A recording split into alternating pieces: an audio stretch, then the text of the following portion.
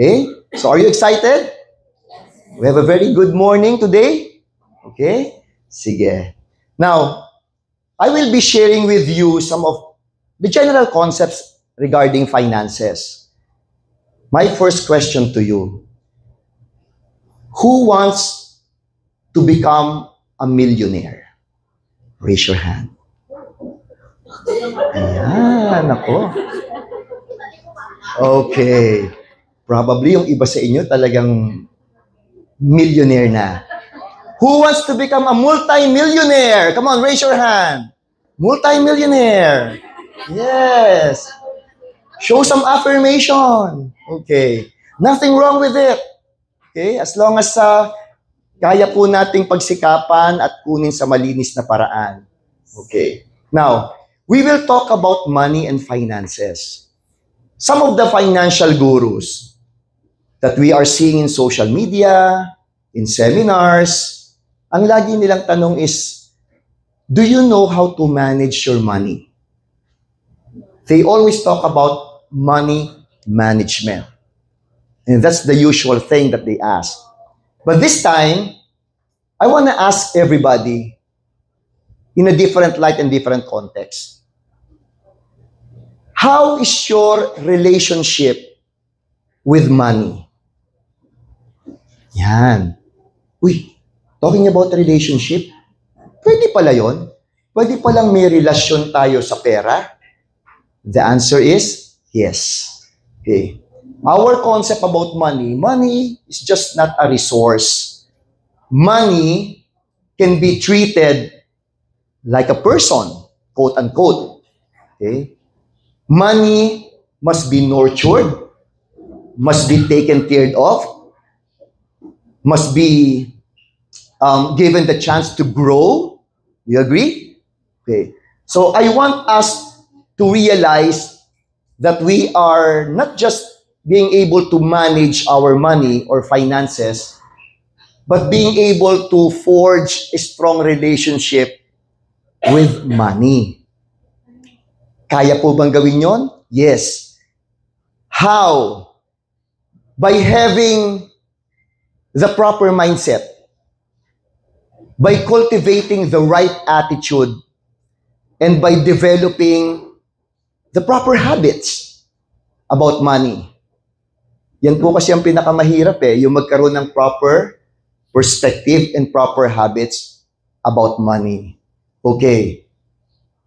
Let me share with you some insights about how to forge a relationship with our finances and with our money. Number one, if we can have a system wherein we can automatically save on a regular basis. Narinig niyo na pa po yung salitang pay yourself first? Yeah, di ba? Yung mga financial guru, they always advise, after you receive your income or your salary, pay yourself first. Okay. Just to illustrate, I love this concept. Be like the government. Every time that you receive your payslip, hindi mo pa natatanggap ang dami ng kaltas. Tama? Withholding tax, PhilHealth, SSS or GSIS, Pag-ibig. Okay? Regular basis, automatically debited from your and my payroll account every 15th, every 30th. Now, it's a system. Whether we like it or not, they will do it. Why can't we do the same thing to us in our personal management of our finances? So, whatever we receive as an income or salary, let's make it a habit that to automatically set aside a portion of it. Okay. Meron po bang gumagawa nun? Meron po bang nagpa-practice nun? For example, if you will start with very small amount, okay, 500 pesos, 1,000 pesos, if you do that on a regular basis, And in so many years, imagine kung magkano ang inyong masasave na po pwedeng ipang-invest. Agree? Okay. So, you will ask, paano ko gagawin yun? Have you ever heard the word Kaizen? Are you aware of the word Kaizen? What does it mean? Okay. Yes. Kaizen is a Japanese philosophy, Japanese principle that advocates taking small steps, continuous improvement. We can do the same thing in managing our finances so that we can forge a better relationship with our money. So paunti-unti lang. If you can save a little but on a regular basis, mas makararamdaman po natin the discipline of having the right attitude towards money. And you will be surprised. After 2 years, 3 years, or even 5 years, if you are able to automatically save and invest, you will be surprised, nakaipon pala ako ng ganito sa ganitong panahon ng ganitong amount. That you can use it for you and for your family. Okay. Agree? Okay.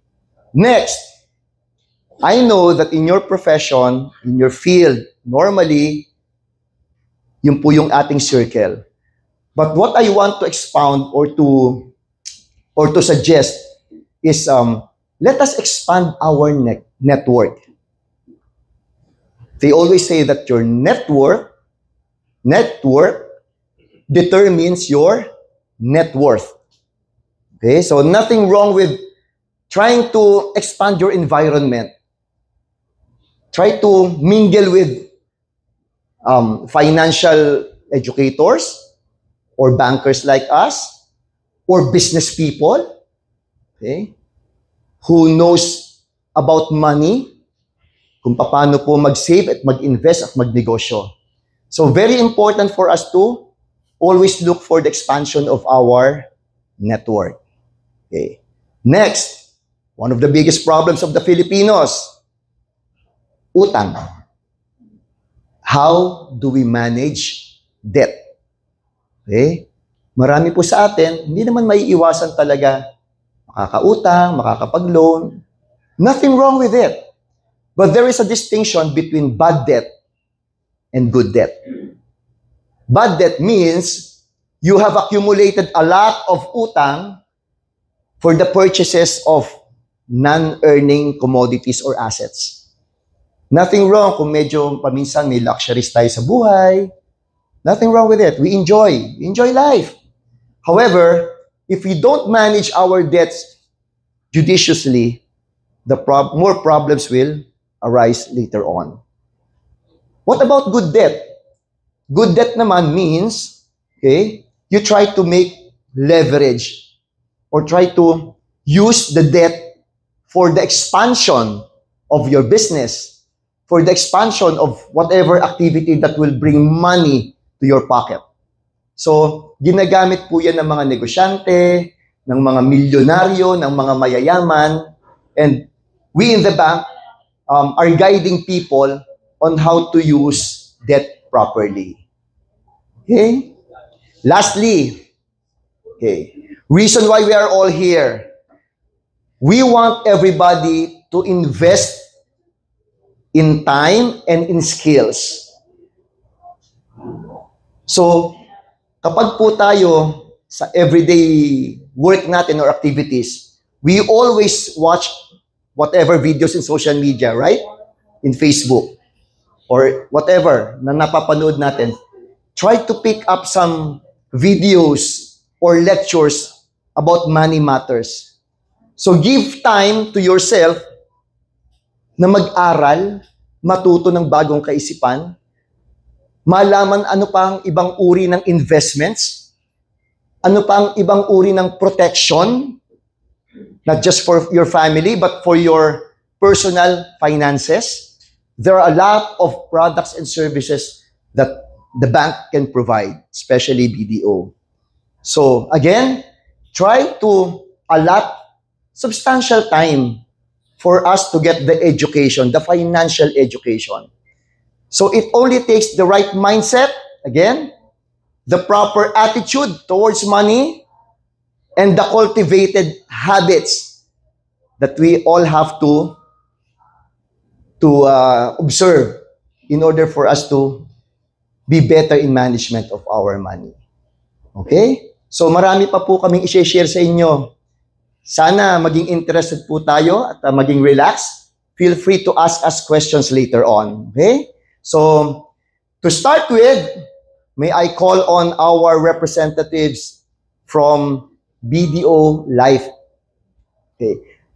Just for the information of everybody, ang bangko po inalaw na ngayon to venture into bank assurance. Okay. Huwag po kayo matatakot pag narinig niyo yung word na insurance. Unang-una, hindi po kami mga ahente.